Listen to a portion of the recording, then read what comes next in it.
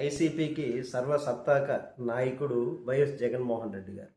AP రాజకీయాల్లో ఇద్దరు వ్యక్తులు తనతోనే పార్టీ అన్నటువంటి వాళ్ళు.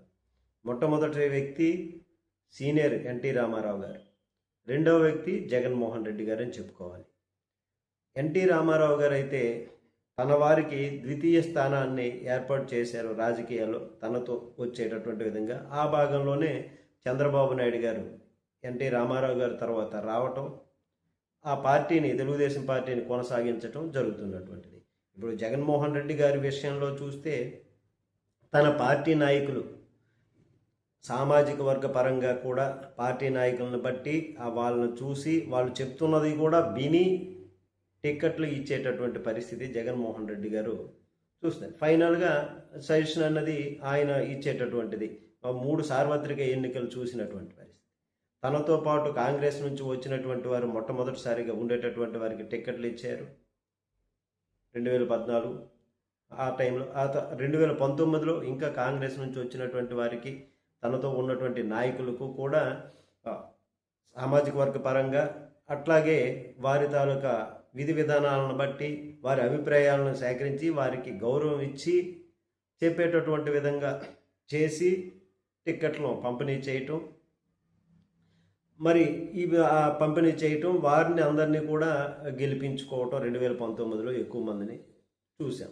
మరి 2024 వచ్చేటప్పటికి తన ఇమేజ్ ఉంటే చాలు గెలిచేస్తాము అనేటటువంటి విధంగా ఓవర్ కాన్ఫిడెన్స్, ఓవర్ థింకింగ్తో పోవటం వలన అట్లాగే అక్కడ 3 పార్టీలు కూటమిగా బీజేపీ, జనసేన, తెలుగుదేశం ఒకటిగా ఉండటం, ఈ విధంగా చూస్తే 11 సీట్లకు పరిమితం కావాల్సి వచ్చింది.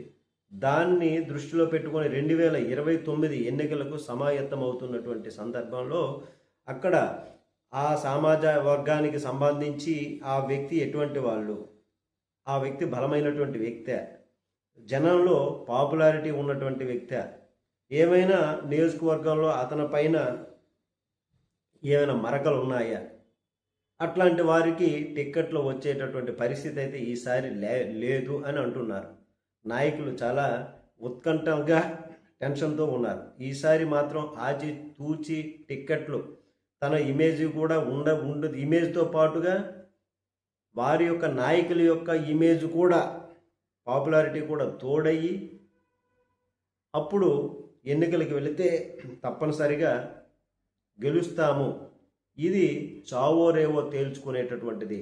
ఈ సార్వత్రిక 2029 ఎన్నికల్లో గెలుపు తథ్యమైతేనే వైసీపీ పార్టీకి మంచిగా భవిష్యత్తు ఉంటుంది, లేదు అనుకుంటే చాలా సాధ్యము అన్నటువంటిది నాయకుల్లో ఉంది. ఇప్పుడు టెన్షన్లో నాయకులు ఉన్నారు, ఎవరికి టిక్కెట్లు వస్తాయి ఏమిటి అన్నటువంటిది.